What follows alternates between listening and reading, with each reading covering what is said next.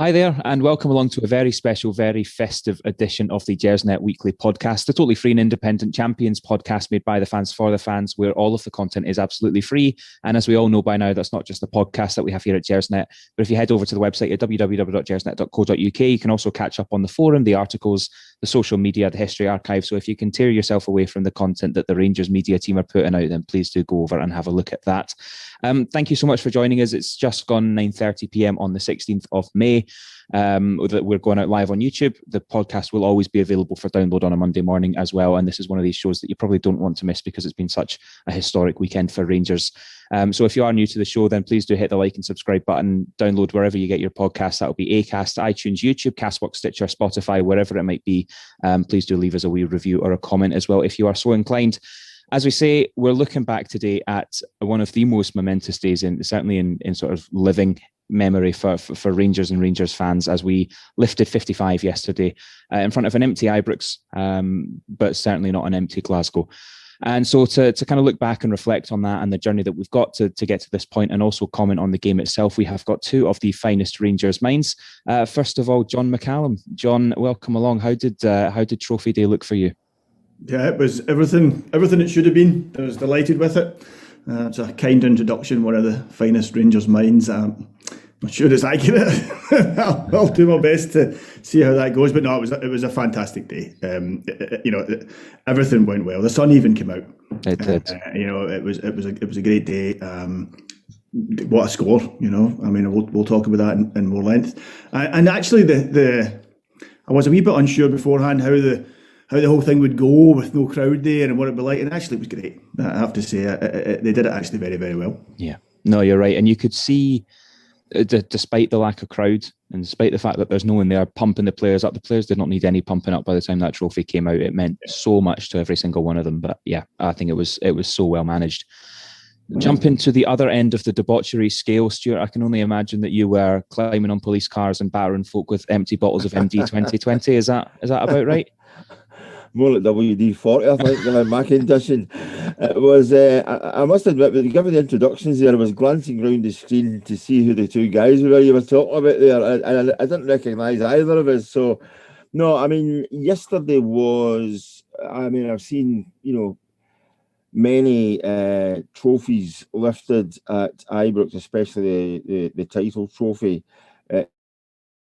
Given the circumstances of what everybody's lived through in the past year, but it was amazing that you still get the feeling that it meant so much, and in some respects, the players, I think, were actually able to enjoy it more because there were no distractions in the stands. There was nobody disappearing to go and get the scarves and the hats and the flags and all the rest of it. It was contained, and they enjoyed that moment as a squad and as a team, much the way as they've enjoyed, the vast part of this season.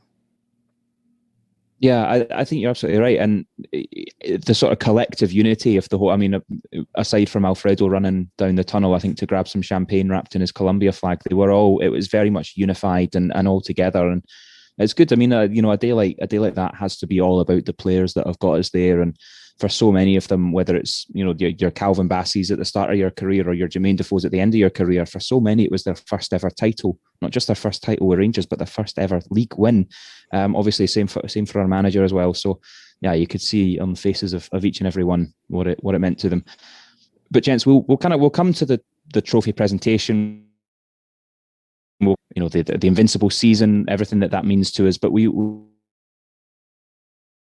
have to talk. And John, it could so easily have been 11 players desperate to get to 90 minutes to lift the trophy, but we actually turn in an incredibly professional performance, pick up a 4-0 scoreline. I think if you're winning game 4-0 against anyone post split, you're automatically playing the best of the league. So certainly a kind of a performance that was, in my opinion, befitting of the occasion. What did you make of it? Yeah, well, it was a funny performance. First half, we were all over them, and it was, if anything, it was slightly disappointing. We were only 2 up. We could have gone in with more, but our dominance was so strong at that point, Ross.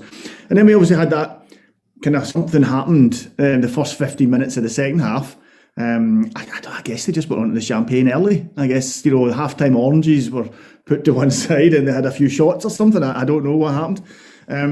But once Roof got the third, and there was never any danger after that. And in thinking honesty, even if Aberdeen, as they had, I still think we just had a couple more gears that we could have gone through. It was absolutely fitting, and Aberdeen never tire of putting 4 past Aberdeen. Let's never take that for granted. That's it's not the best Aberdeen side we've ever faced, but it's always enjoyable doing that to any club, but particularly to Aberdeen. It is, yeah. I actually thought it encapsulated the season a little bit, the game. You had the first goal was just the strangest goal. One of these ones, I had to see it 3 or 4 times to see, did the keeper really do that? Some of these really ones you're thinking, how did that go in? And it's the strangest piece of goalkeeping. So you had the element of kind of Scottish football farce with the first goal, and everything. But then the second goal, Kent's run, Roof's finish. You're thinking, no, that's right. That's just perfection. It's just 2 players who, when they turn up and play, they're the best in the country in their position. I think. Third goal for me, Aberdeen have 2, clear-cut chances they don't take, and then Rangers get 1 chance and they absolutely bury it. And it's a mistake, and Rangers are on them. And again, that for me is how Rangers have been this season. We punish mistakes. We don't let other teams do that to us. But as soon as they make a mistake, we are on to them, and that's been a factor for us. And then the 4th goal, you bring on Defoe. You show the strength of that squad. And again, it's a squad that's got us the league this season, hasn't it been, Ross? So they bring on, we bring on a raft of substitutes, but they bring on Defoe, and he does what he's been doing his entire career. I mean, he looked like he was 18 when he got the ball in the box, and he just seemed to have all this time. Defenders are they don't know what to do, and he strokes it away beautifully, and you think, yeah, that for me was it encapsulated our season. Yeah, Jermaine Defoe has been, I think, in my opinion, a phenomenal signing, a really, really good bit of business. His goal return, if you look at the minutes that he's played over the time that he's been with us, it must be, off the charts, because he comes on, he gets 10, 15 minutes here or there. And he scores. He always delivers. And Stuart, this is a boy who is out of contract at the end of the season, so out of contract in the coming weeks and months. But his last few performances certainly show that he's still an asset on the park. We certainly don't know the influence that he might be having off the park and in the dressing room and mentoring and all the rest of it. But he's been quite clear in his comments that he wants to stay. I can imagine that with his experience and his kind of career to date, he must be one of our top earners, and possibly isn't. I don't know, is he justifying that kind of salary if he's not starting every game? So financially, something would have to be worked out. But would you be keen to put a deal forward for Mr. Defoe? I would think so, just based on his knowledge and his experience. I think, the goal that he scored, I mean, John mentioned there that he had, so much time. The very last touch he took, if that had been an inexperienced striker in that position, that would have ended up as a foul to Aberdeen, because they would have gone in wholehearted just to try and keep possession and just getting really hard on the defender to try and win the ball, whereas Defoe just gave them the slightest of touches just to open up the opportunity and then tucked it away. On the other goals, the third one, and again, just alluding to what John had said, the 2 chances that Aberdeen got, they should have taken both. They most definitely should have taken one of them. I thought the miss by Ferguson, for me, said a lot about him as a player, that he was basically trying to knock the rigging down, and missing from that distance is almost unforgivable.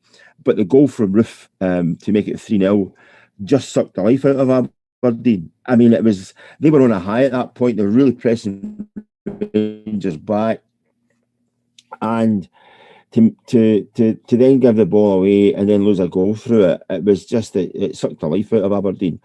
And I did have a chuckle to myself yesterday. Kent was really up for that game. You could tell by the way he was, patrolling the pitch and looking for it, and he was coming up, he was popping up in different places, and it put me in mind of a guy that Walter Smith used to talk about, who he was described. He used to commentate to himself.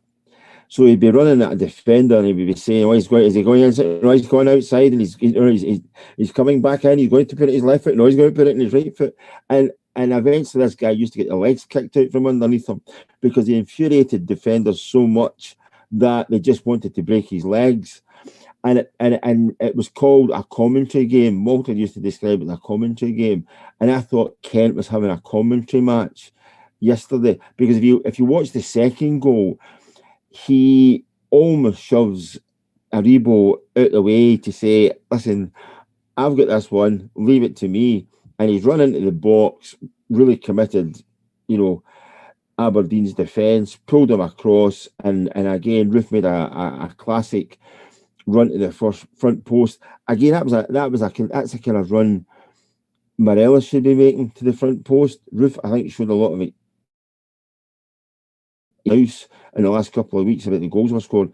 As for the first goal that Rangers got, they were always going to be pressing for a goal. But I'm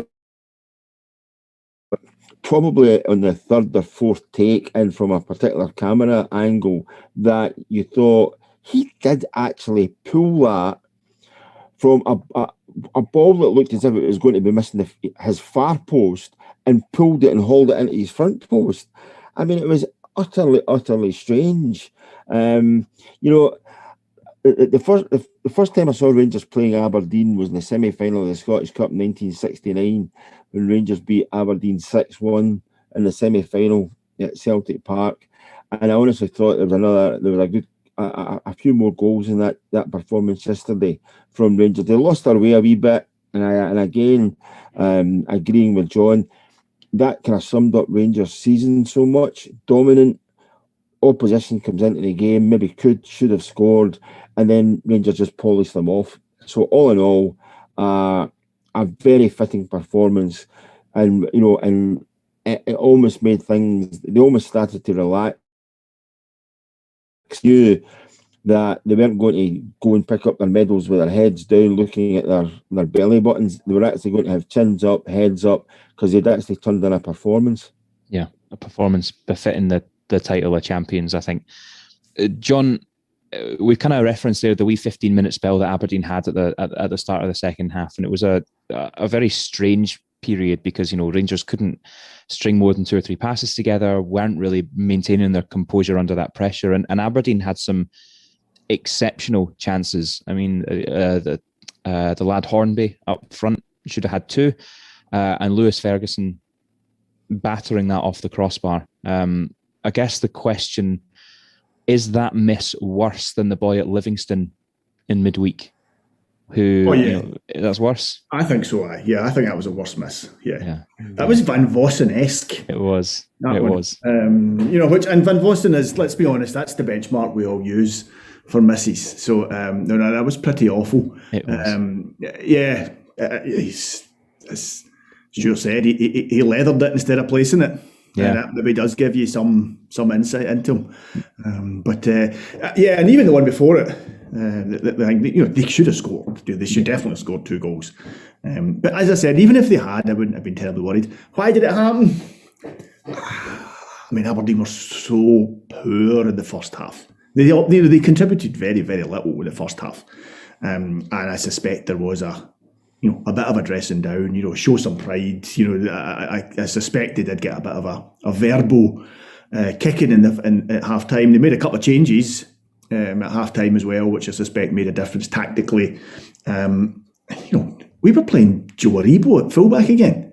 You have to remember, the guy Simpson's played, I mean, seriously, I think he's played something like 15 games his entire career. It's a ridiculously low amount of first team football that boy has played. Tav's still coming back from an injury. Goldson's played, 8,000 hours of football since the turn of the year. And Joe Aribo, 3 weeks ago on the pod, we were having a discussion about how we don't want Joe Aribo to play midfield. He either plays up front or should he be playing at all. And now we're playing him at fullback. So it doesn't make. It's not really difficult to see why Aberdeen would have had a spell. It was a makeshift side we had out, and it's not difficult to see why once they kind of got a bit of organisation and they got a bit of a kicking from their manager, that they would come out and have a spell. But as I said, at Rangers, we came back into it. We took our chance. They made a mistake and we absolutely punished them for it. And then that was that. The game was over then. It was just a matter of, right, just blow the whistle now. Just show us this trophy. And I think I think you can even excuse the players for having, they must have been at half time, Ross, and thought, this game's won. These guys want away. Colin and I were talking about it on Friday night's pod, and half the Aberdeen team won't be there next season. The manager's coming in, and there's clearly clearly a lot of changes required. So I suspect there was maybe some issues around motivation from some of their players as well. It made the game a little more interesting, I suppose, because I was just looking for the game to finish. I just wanted to see them lift that trophy. Yeah. So I guess it made it a little more interesting. It did. Interesting is probably the right word for it. I wouldn't say enjoyable that time, but I think you both made the point that then the third goal goes in from Kemar Roofe and the mentality. I mean, if you're an Aberdeen player and you go, we're pushing, we're pressing, we've had our chances, it's coming. Right, a slack pass at the back and they've scored the third. That it must have been totally deflating for them and really sucked the energy away from them, which is, again, as a Rangers fan, phenomenal. But Stuart, that third goal goes in from Kemar Roofe, and I actually thought it was a slightly odd performance from Kemar Roofe. I thought the first 20, maybe 30 minutes or so, he was having a fairly poor game. A lot of passes weren't coming off and maybe wasn't quite on the same wavelength as his teammates. He then goes on and gets 2 goals and turns in a man of the match performance. And I think you can see in that he is maybe a level above a lot of the other players in Scottish football. He clearly is. Yeah. And he's doing all this having had significant injury problems, not just this season, but in his career up to now. Not really settled at a club for more than 2 or 3 seasons. And suspension issues this year as well. So it's been very fragmented. If we can get a proper pre-season into this boy, what would you expect from him in the coming year? I would expect much of the same, and that actually applies to the fact that he's a tad injury prone. I know a number of Leeds United fans who, in singing his praises, also said, yeah, but there's a cost or a downside to him. He will contribute when he's fit and is a decent player, but trying to keep him fit and trying to maintain, his presence within the squad. The thing is, just now with Rangers, you have, if he doesn't play, then you have Morelos and you also have Defoe currently. And, even, Itten is in there as well, who you sometimes forget about. But he'll be wanting to maintain his level of fitness just to keep his place in the team, I would think. And he's had a taste for it this year. He's seen what's possible. And the big carrot dangling in front of all of these guys is, how good was it this season? Imagine what it's going to be like next season, hopefully, if we get fans back in the stadium. How some might react to that, I'm not quite sure. I still have this sort of thought that 1 or 2 of the players performed better with nobody watching them this season, because there was nobody getting on their back, there was nobody shouting launch it, there was nobody starting to shout man on and all the rest of it and hurrying guys into mistakes. It will be interesting to see what happens when the full house eventually returns. But all in all, just touching upon Aberdeen again, I thought that they were on a damage limitation exercise almost from the off and played into Rangers' hands. And again, first 20 minutes, though, I thought Roof was actually D-Mob happy. I honestly thought he'd already was deciding on what shorts to wear to the cocktail bar on his first night and wherever he's going to go for his holidays. And all of a sudden he comes on to a game. And that's no bad thing for a striker, as we saw, more recently in the Celtic game as well. Here's a guy who, when he clicks, he does score goals and causes real consternation to the opposition. But again, full fitness, I think, is really, really going to be important for him going forward. Yeah, you're absolutely right. I know that Wikipedia stats are not going to be the sort of bastion of integrity in terms of being accurate, but what we're saying here is 24 league games and 14 league goals. And for someone who's had such a stop-start season, that's a hell of a return. So I think he's a class player. I think he's brought a lot to the side, and I'm really looking forward to the new year. I don't think Roof would be playing for Rangers if he didn't have the injury issues that he's had in his career. I say this with no disrespect to Rangers, but I think he's too good for the level he's playing at. He's a guy who could be playing or should be playing at a higher level in Scottish football. You see in Europe, when the European games when Roof's played, when he's been fit, the first half of the season, Roof in Europe was very, very impressive. Roof was probably our first choice striker. Morelos was the one that was coming off the bench. Morelos was the one, and then he suddenly found the form that he had kind of 18 months ago or so. The start of that form again, and then had a fantastic season. Morelos has had a brilliant season. We've all overlooked Morelos this season because other players have been so good. But he's had a fantastic season. But that's the only thing I'd say about Roof is that I think let's enjoy Roof while we've got him, because I think he's a phenomenally talented football player. Yeah. No, I completely agree. I think you're absolutely right. If he could settle and get a run somewhere, I think he would. He could absolutely flourish. I mean, looking at this, he's 28 years of age.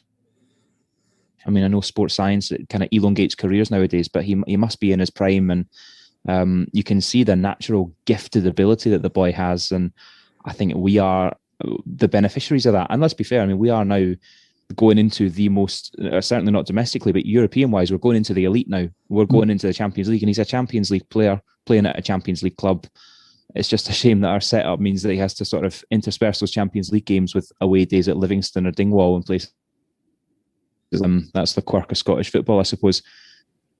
Gents, I think that's probably enough game itself. Just before we move on to the really fun stuff, please allow me to just take here at Gersnet, which is www.footballprizes.co.uk. Football Prizes, as we all know, they run raffles for sporting memorabilia. They've had plenty of signed strips and boots and all sorts, and presentations, display cabinets for loads of different players from Rangers over the season. There's a competition on at the moment for a Gerrard t-shirt, which unfortunately is sold out. So I can't encourage you to go and buy tickets for this, but just to say a massive thank you to Football Prizes for their support over the campaign. Some really wonderful prizes that they've offered, and I know that Gersnet fans have got involved in that. So thank you very much to them for the support throughout the season. Right, Stuart, on to the really fun stuff and the party afterwards. We've waited over 2 months since we confirmed the league win when Celtic dropped points at Tannadice. It's been a long wait, but it was quite well summed up, I think, yesterday on Sky when they said they've waited 10 years, they can wait another 67 days. How does it feel to finally watch Tav lift that trophy and see the players celebrate? I don't think it's any exaggeration that people might have wondered if those kind of days would ever have returned. When Rangers were coming back through the various leagues and divisions, it seems to have, in some respects, it seems to have flown in, and in other respects, it seems to have taken a hell of a long time.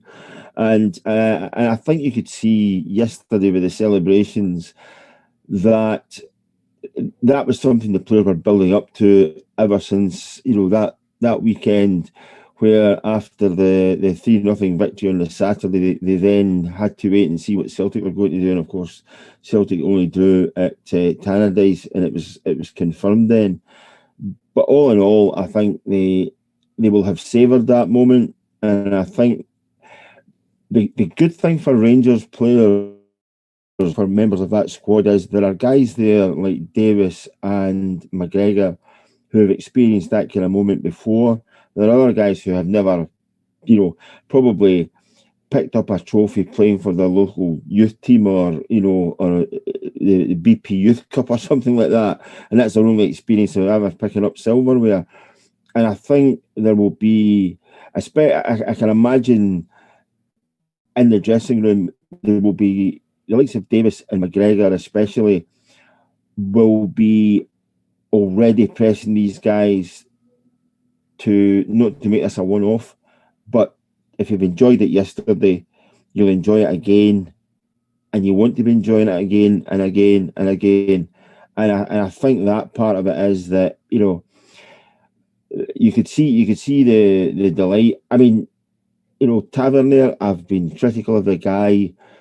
He's had the most incredible season. In terms of Rangers players and what they've contributed to the team, it's very easy to go back in time and say, well, if you look what Ali McCoy's did for Rangers, or you look what other guys have done, strikers, in terms of the goals that have scored, or Andy Goram playing in goals, and different things. But Tavernier has been absolutely outstanding in that position that he plays. And again, he was another one who had a bit of a hiatus with injury, but came storming back and finished the season as well as he was playing right at the start. And you could see what it meant to him as well. I'm not one to make anything of his background or the colour of his skin or anything like that. For me, he's first and foremost is the Rangers captain, and therefore he's going to savour that moment, given the fact he's just led his club to the biggest prize in Scottish football. And you could see that he was overjoyed to be there, and it meant a hell of a lot to him. It probably meant a hell of a lot to him as well, given some of the rougher times that he's had to come through as a player, because he was one of the players who has actually come through the different leagues and divisions, and he's also one of the guys who's played under when it was a revolving door management that they had at Ibrox, whether it was going to be Kashina or then Murty or then Warburton and then Murty, and who was going to be picking the team in any given Saturday. He's come through that as well, and I think he'll be enjoying and savouring this moment as well, simply because of that. Yeah, no, you're absolutely right. I think he's alluded to that himself in all the interviews, is that he has really, it's such a cliche, but he has had a roller coaster. He's had a lot of ups and downs, and taken a lot of criticism, I think, from most sections of the Rangers support. I think that there's probably no one more fitting to be lifting that trophy. John, as I said a moment ago, a huge wait, certainly since our last title, and then between winning the league and getting presented with a trophy. Did that moment kind of live up to your hopes and your expectations? It absolutely did.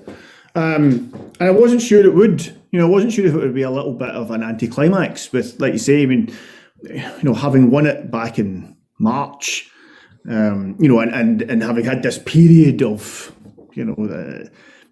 just kind of waiting. I did wonder if it would be a little bit of an anticlimax, but it really wasn't. I'm actually a little embarrassed to say this. I found it quite emotional. I surprised myself. I'm not somebody who would be, I'm not someone who's prone to public shows of emotion, but I actually did find it quite emotional. There's a photograph I've seen, saw it last night, and I've seen it a couple of times today, of Tav, and it's taken from behind, and he's walking, and he's got the trophy in one hand.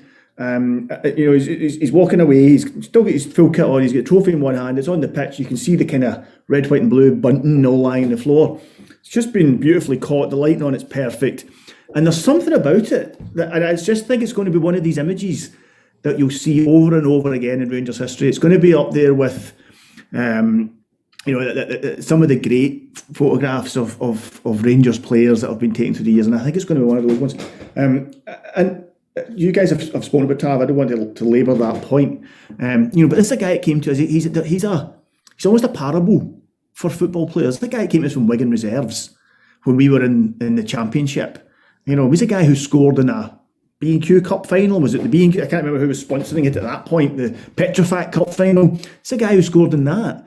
This is a guy who played in those 2 games against Celtic when we get absolutely horsed by them early in Coutinho's reign, and he played and he came through that, and you have to say that tells you something about his mentality.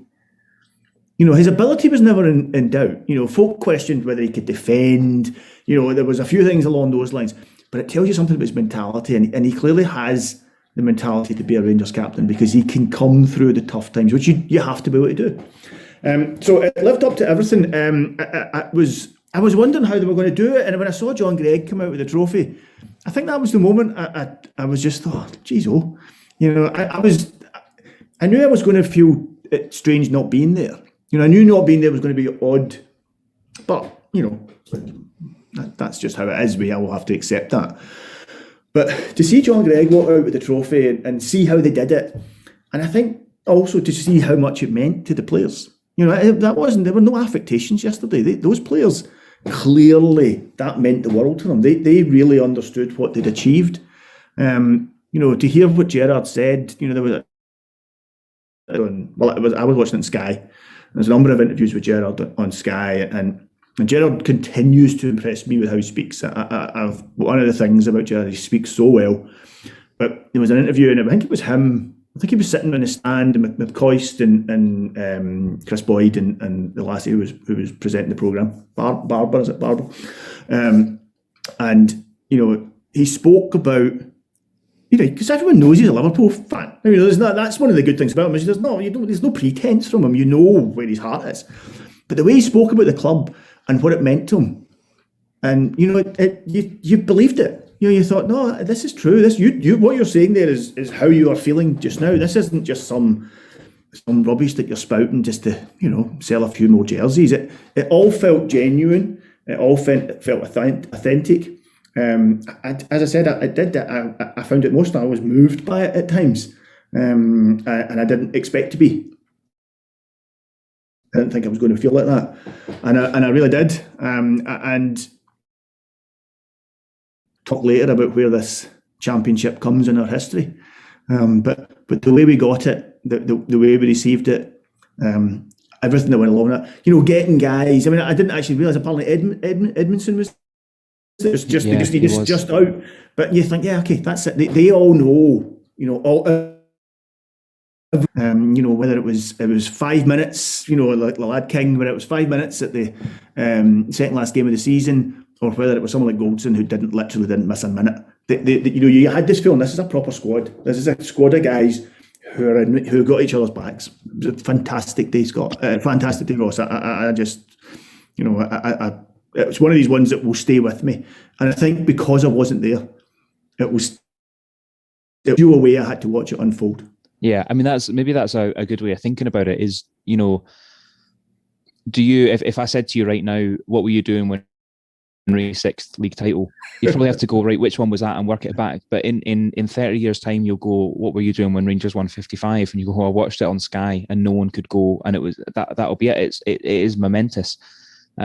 Just when you're talking about James Tavernier there, I was frantically trying to find the picture that you're referring to, and you have to send me that later. But it was the thing that summed up James Tavernier's career for me is that on Friday night, I couldn't sleep a wink because I was so excited and it was such a big day coming up. And I was watching, you get sucked into a YouTube black hole. And I ended up watching the top 5 goals ever scored in the English Football League playoffs. And in 2014... As you do, why not? And in 2014, number 3 on that list was Leyton Orient against Rotherham in 2014 to get promoted from League One to the Championship. Boy scores a belting goal. And James Tavernier runs in to celebrate because he was playing for Rotherham at the time. And then you look at his career and he's just like, he's been here, there, and everywhere, and he's been passed around, and he's finally found somewhere that he can settle, and he's flourished. So I'm so pleased for the guy. Yeah. Stuart, John mentioned there the moment that he sees John Greig walking out with the trophy, and clearly a very, very poignant moment. The directors that came out as well, who sacrificed a lot and have worked very, very hard to get the club to this position. What I suppose was perhaps notable was the absence of any representative from the SFA or from the SPFL. So that's, your Doncasters and the like. I don't know if they were at the game at all, or just not involved in the presentations or whatever it might have been, but it was, sort of conspicuous by their absence. Was that the right thing to do? Was it to keep it in-house? Are you pleased that the club took that line? I would put it down to protocols, that we've got too many people here already and you're not invited. I remember when Rangers won the title one season, and the guy Howard from the Halifax was out on the pitch to the chorus of something along the lines of, "What the F are you doing here?" Which again, there were no fans yesterday to sing that at Neil Doncaster or anybody else from the court of coffee and buns. But the fact is, again, in a year's time, in fact, actually, whilst it was taking place, I did not notice that there was nobody there. So that for me shows you what, the insignificance of actually who is presenting the trophy.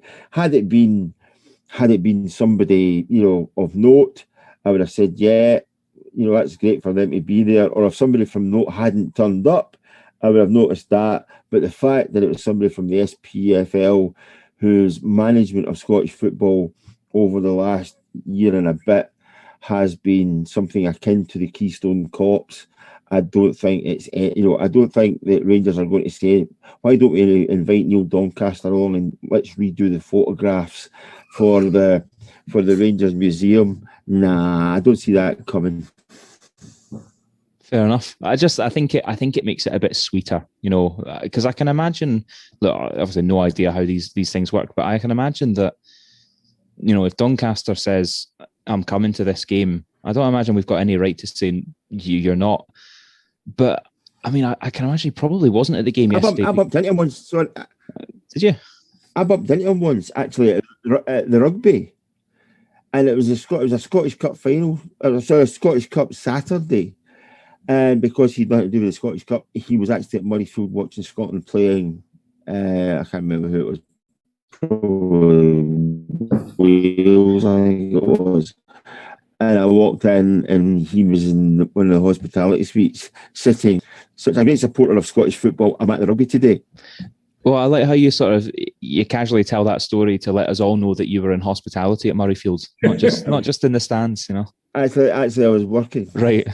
I had a similar experience with Jim Farry once, a long, long time ago. When Jim Farry was a rugby guy. Aye. Well, a long time ago, when I worked in the print industry, and we used to do work with the SFA, and we were producing the SFA's annual report. I can tell a story because Jim Farry's been dead about 10 years. We were producing the SFA's annual report, and one of the guys I worked with knew him from, I'm going to say Cambuslang Rugby Club, but it's a rugby club around that neck of the woods. Yeah. And they were talking, and he said to me, I have no interest in rugby. Had no idea there was rugby even on the next day. And he said to Jim Farry, he said, are you going to Murrayfield tomorrow? And Jim Farry said, Scottish Cup's on. I'll have to show face at a game, or else I'll get murdered in the press. And I was like, I can't believe you said that. I was stunned. I mean, how naive was I? But yeah, that man had no interest in football whatsoever. None at all. No. I don't know if Doncaster has any interest in football, but There's no interest in Scottish football. No, that's the. But I think the point I'm trying to make is that even if Doncaster wanted to be there yesterday, if Doncaster said, "I'm the chief of this place and I'm handing over the trophy, or I need to be there," he'd be very brave to walk down Edmiston Drive and walk in the front doors at Ibrox. On a day like Saturday. So if they did that, fair enough. I Sorry, I don't think the SPFL could have afforded a Chinook helicopter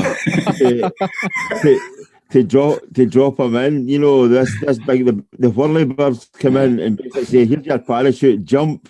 And I don't really see that happening. No, I mean, I think there'll be a number of reasons why he wasn't there, and that sounds the most plausible one of the whole lot, that they would have had to get him in the place in the first instance.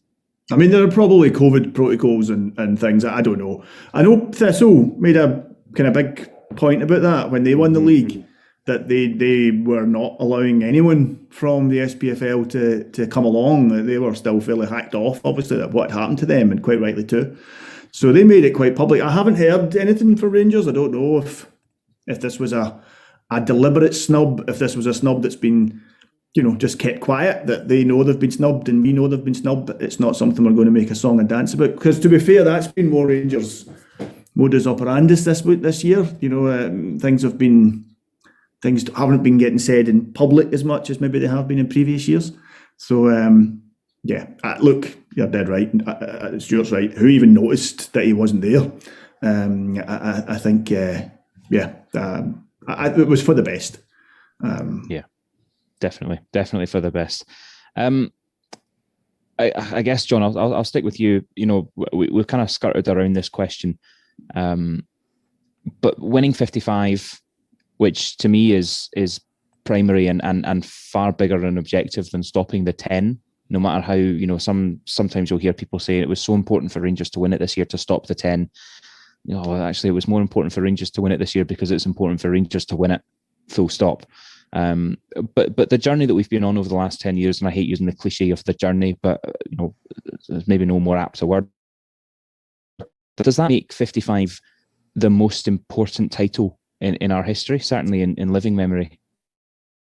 It's a huge question, isn't it? It's a pod in its own. I think that question, I really do, because you know it's such a difficult one to answer.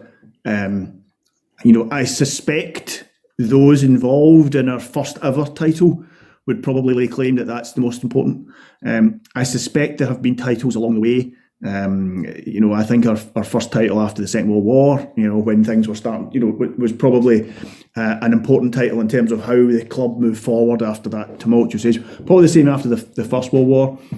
You know, historians, you know, there was a period, Celtic had a period of dominance at the kind of start of the 20th century. Celtic were very, very successful, very well run, very wealthy.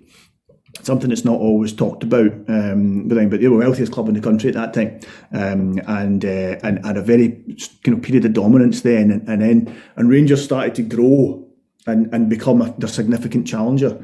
So there was titles won around then that are probably, you know, people could put a good argument for, you know what, see if we hadn't won that title, you know, history could have changed. You know, maybe Rangers wouldn't have become the club they did. I suspect Jock Wallace's first title in the 70s, you know, when he was against Steen, when he was against the Celtic team that were, you know, arguably one of the best teams in the world, frankly, certainly one of the best teams in Europe. You know, that was a very important title. That kind of brought to an end the Steen era and everything that he had achieved. But to answer your question, I think it is.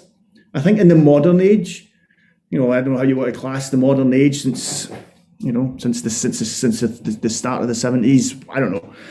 Yes, I think it probably is. I think history will judge this title, and a number of things have happened, Ross, and we all know this. But a number of things have happened. Rangers have gradually improved over the last 3 seasons to get to a point where, in my opinion, this is the best footballing Rangers side I've ever seen. I'm not saying it's the best Rangers team. I'm not saying it's the team that's had the best players. I'm not saying there's not other Rangers teams. You know, Advocaat's team, in particular, had some incredible players and was an exceptionally good football team. But this team, the football this team plays, just aesthetically, I just love watching them. I just get joy from watching Rangers just now, the way they play football. So he's achieved it with that. He's obviously built this defence. That you know, the whole thing about this team just now is how fun they are going forward, and yet he's built this defence that just stops everything coming through, which all great Rangers teams have been built on. You know, people will talk of the Iron Curtain defence, and people remember great Rangers centre halves. John Gregg was a defender, greatest ever player. That's kind of part of Rangers' history. You know, great defending is part of football. You know, we remember the centre forwards, but great defending is part of football. They've done that. What they've also done, of course, indirectly, is they've put their biggest challengers on the back foot. You know, what Rangers have done this season, it's not just won a league. They've seen off Celtic's captain, Celtic's manager, and Celtic's, chief executive. You know, and three hugely influential figures in Scottish football over the last 15, 20 years. You know, and I'm not going to pretend and diminish what those guys have achieved. There's not going to do that. They've achieved a great deal, and they've been seen off this year, literally seen off. You know, Brown's away to, play about at Aberdeen. Lennon, who knows what will happen to where he'll end up managing again, and I guess Peter Lawwell's away to count his money somewhere. But so this is a huge summer for Celtic. And that puts us in a really strong position. The challenge for us now is can we build in that? The stability that's around the club, and I think we all know we're probably going to have to sell a couple of guys this summer. There's books to be balanced. We cannot expect the directors to keep putting money into the club. At some point that has to be brought to an end. This looks like the time to do it. But if we can do that correctly, if we can go into the next season with a stronger side than we've got this season, and there's no reason why we can't if we continue along the path we've been going along. And if we can get into the Champions League, it's a game changer. Suddenly the tables have completely turned. So who knows where that takes the club in the next 5-6 years. So, trying to project forward, Ross, and then look back, this could be an absolutely pivotal season. Plus, to pick up on something Stuart said earlier, because I actually was saying this at the start of the season, that I thought some of our players were benefiting from not having supporters in place. But I think as the season's gone on, that hasn't benefited us now. And actually, I think now when we go back, now that we've seen how this team plays, now that we've got faith in these players, I actually don't think there will be quite the same screams of man on or hoof, because I think we now trust how these guys play and how they play football. So I suspect they won't get that. But they've done it in the most unusual circumstances. I don't know what levels of concentration they must require to just keep focused when it's just this alien environment. So I do, Ross. I mean, I know I'm full of the emotion of the moment, and maybe in 2 or 3 weeks' time, clearer heads will change. But I do, at this moment in time, I think this is probably the most important league we've won. If we hadn't won this season, Gerrard would probably leave. Probably. Maybe not, but I think there would certainly be pressure on him. So Rangers would be looking at, a fifth manager? Another rebuilding process, a complete change around in players. We probably wouldn't be able to have the ambition to bring in a player like a manager like Gerrard, someone of that. We'd probably be looking at Derek McInnes. We'd probably be looking at somebody like that, that kind of manager. I don't know. Who knows where that would take us, how long it would take us to rebuild then. Yeah, I don't think we can underplay just how big winning the league has been this season. History will judge it, Ross, but I think just now, I do. You make such an interesting point, actually, about framing that by looking at what we've done to the nearest challenger. And it's not just about the swing in the points, right? So we're finishing this season 25 points ahead. Last season, I was going to say we finished the season, we abruptly kind of curtailed the season 13 points behind. That's a 38-point swing. A 38-point swing that's also seen, as you say, their manager, their captain, their chief executive, and by the sounds of it, a hell of a lot of their fans disappear. You see these rumours about the numbers of fans that have taken refunds on their season tickets and things like that. It's decimated that club, and they have such a hell of a rebuild on that it does feel kind of monumental, as you say. And You made such an interesting question, actually, when you were sort of saying, is it the best Rangers side? And, if you compare this Rangers side to the Advocate, all the Dutch players coming over, and what a game that would have been, by the way, this side against that side. And maybe that's how we'll fill some of the time over the summer is making that argument about, James Tavernier running at Giovanni van Bronckhorst and who would have come out on top there. But that's something to kill time before we get into the qualifiers for Europe, I suppose. Stuart, I'm glad I'm asking you this question as the official party representative of Gersnet. Some incredible scenes outside Ibrox and then moving into Glasgow town centre after the game. Obviously, we can come on to the rights and the wrongs, and I mean, ideally we'll run out of time and we won't get to discuss the rights and the wrongs because it's a hell of a rabbit hole to go down. But what did you make of the scenes and the party and the exuberance and just seeing the fans get to have that display of emotion? I think and I'll be very, very brief here on this one, so we do have maybe a chance to talk about other things. I think the clip that Gary McAllister put out of being on the team bus driving in towards Ibrox just said everything. Here's Gary McAllister, a guy who has captained his country, who has won a league title in England, who at Liverpool won 5 trophies in the space of a year, and has probably seen and done everything he would want to achieve as a player, maybe the exception of missing the World Cup in 1998 through injury. But here's a guy who, a bit like Steven Gerrard, a couple of months ago, who had somebody either filmed it himself or had somebody film what was happening outside the stadium, just to keep it, himself, as I keep saying, but then decided, no, I'm going to show everybody what this looks like. It looked like incredible. There's no other way to describe it. It looked absolutely.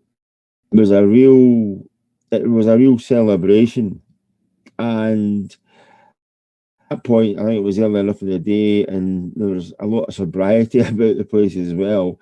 But I think people were there to savour that moment, and I think people behaved themselves at that point in time, simply getting up to any shenanigans or any antics there and then, because otherwise Rangers might not get into the stadium to actually complete their season. But you could tell that those that were there not just to celebrate, but they were all also there to pay testament to the history that team had actually produced this season. And that's a big thing. Just briefly going back to what John had said, I think the 75 with Jock Wallace team won the league. That brought to an end a period of time when you almost thought that it was Celtic just needed to turn up and win it. The other big season, I would have said, was the first under Souness, because if Rangers don't win the title that year under Souness, where do they then go? It's almost like you've rolled a double six and spent the 200 quid that you would get passing go on England's number one goalkeeper and England's captain. And I think that was a colossal season for Rangers as well. I think this one has to be savoured simply because it's been so long since Rangers, won anything of significance. I mean, the Petrofac Cup, okay, there might be a 25th anniversary dinner in time, but I think on this one, you look at it and Rangers had to win something. Last season Rangers lost a League Cup final that they should have won, and I think that hurt. And I think that hurt Rangers players, deep down for quite some considerable time. You then look at what they've done this season, and to put it all into context, Rangers' biggest rivals in 5 matches, St Mirren scored more against Rangers in 1 game than Rangers' biggest rivals managed in 5 attempts. That shows you the measure. Rangers passed the points total that Celtic finished up on in something like the 13th or the 16th of February. that's how long the wait has been for Rangers to actually get a chance to celebrate. 25 points, I mean, the swing that you say there, a 38-point swing is almost, it was a bit like the weather a couple of years ago. Might be to +7 the next. And you knew the effect that had on people. Imagine the effect a 38-point swing is having on others. So I think this has been a huge season, but it's a bit like, you know, who's your favourite? Which one's your favourite child? Do you know what I mean? I think that they all have to be. You're blessed to see them, and I think you have to enjoy and savour each one as they come along. No, I didn't think we'd get to the point of describing Rangers' 55th title win as like that time that the weather changed from -13 to 7 degrees. But it's a fair point. Right, John, to finish us off, I think actually the questions of, you know, the rights and the wrongs of the scenes that we've seen in Glasgow and the fallout that we've seen in the media and the political classes, you know, looking to sort of cast blame, and the some of the stuff that we've seen written over the last sort of 24 hours has been, I guess, very, very reactionary. It might be worth us letting the dust settle over the next few days and maybe revisiting this in a week or so. So I'm actually going to sort of pull in a different direction. John, one word that we've not mentioned on this whole podcast tonight is invincible. We've gone through this league campaign unbeaten. We've gone through this league campaign with a 100% record at home. Of all of the records that have tumbled this year, with clean sheet records, fewest goals conceded, etc., those two stats stand out massively. To what extent does that kind of augment the success of this season? Does it build on the successes that we've had this year? Yeah, it underlines everything we've achieved, Ross. It's we were talking on Friday's pod about that you going unbeaten would be the icing on the cake, but to go back to our early point about where this features in the history of the club, I suspect in 10, 15, 20 years' time, when people are looking back at this and they look at this season and they see what was done on the park and they see the unbeaten record and the name the Invincibles, this team will have that forever. Yeah, that's this team. This team will have that forever, and this team will break up over the. In the future, this team is going to break up, but that they'll come together at different times, and they will be the Invincibles. The fact that it's been done so rarely tells you how hard it is, and the fact it's been done in this season, where Celtic started the season, they had a very strong team. They had everything going for them, and the fact that we've done it against the strangest background of any, I don't know, maybe the leagues in the war were similar, but there's been nothing like this in my lifetime, and I don't think there's ever been anything like what we've gone through this season. So to have done it in those circumstances, to have done it with big players being out for periods of time, guys that we would rely on being out for periods of time. Again, that you have to look at that and say that's exceptional. And I also think, ironically, the fact we won the league so early actually makes it even better, because you could have excused a dip in performance.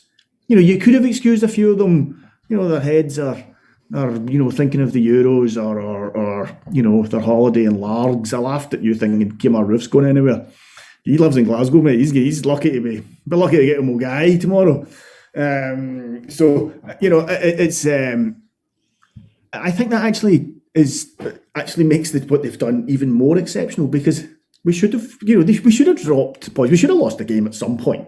Every team loses a game. That's how it is. And to not have done that, it shows the mentality of that team, Ross. It shows just the strength of character in that team. At different times, different players have stepped up and won us games. And it's not, we've not relied on any one player. And I don't know if you're going to mention I see the Players' Player of the Year got announced earlier. And that's who I feel should have won it. I thought it was a fitting winner. But the truth is, had it been any one of, and I think the three of us had chose three different players when we were texting the other day, and I think that's the truth. You could have said 5 or 6 players. I mean, Morelos has had a brilliant season. I've not even heard him mentioned in dispatches for any kind of player of the year. It's a great season. So Invincibles, the points tally for take us over the 100 and the goals against.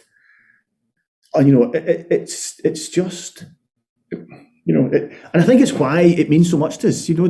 There's leagues we remember, Helicopter Sunday, and I think it was the anniversary actually there just quite recently about the game with Arteta scoring the penalty, the kind of shootout with us against Dunfermline and against Kilmarnock. Those were amazing occasions. Those were days you'll never forget. But when the dust settles, this team, Invincibles, as you rightly say, I'm expecting an Invincibles range of leisure wear to be coming out at some point. I really liked the tracksuit tops we were wearing yesterday. I'm not. Yeah, nice. I'm kind of past that stage, I think, in my life. But I have to say, I looked at those ones yesterday. I was seeing you more, John, in your leather posing pouch with Invincibles up the front of it. Yeah, well, Stuart, you and I obviously exchanged these photographs on that other WhatsApp group we've got. Only on a Thursday night. Yeah, I think he's pretended his Wi-Fi went down there. Yeah. Was that John? You're breaking up. I'm not a politician. I'm not a politician. No, I mean the point that John makes there is really is a really good one. That it'd been dead easy for them to put their D-Mob happy heads on and say we've won it. Why bother turning up now? And instead of that, you actually get performance after performance. And I think Stephen Gerrard alluded to it a couple of times yesterday by picking out key matches. The game the old firm game that Rangers won by 1-0 when they didn't play particularly well. The game at Easter Road when they won by, I think it was a single goal. The game at Livingston when they won by a single goal. I think, and we've said it often enough, in various weeks. I think Rangers, because a year ago, Rangers were either have dropped points or silliness and a grittiness and a real determination, not only lose matches, but where possible to try and win games. And that's been an abiding memory for me that Rangers have actually pulled out so many big performances when at times it has been difficult for them. Yeah, no, I think you're absolutely right. Gents, that takes us above the hour, and I think it's probably best that we wrap it up there. A massive thank you, as always, to John and to Stuart for battling through hangovers or fatigue to come and join us on what is obviously a very, very monumental day and weekend in the life of a Rangers fan. The show will be back next Sunday when we're going to have our kind of end of season finale. We'll be talking over our player of the seasons and looking back on the year as a whole. And that'll be a very, very special show. So please do make sure that you join us for that. A massive thank you to everyone who's tuned in this evening or who's downloaded the show throughout the week and given us a listen. I really sincerely hope that you had a fantastic day on Saturday and that you got to celebrate in your own special way. So thank you so much for listening. Please do join us next Sunday for what will be a very, very special show. Other than that, goodbye for now and enjoy your week.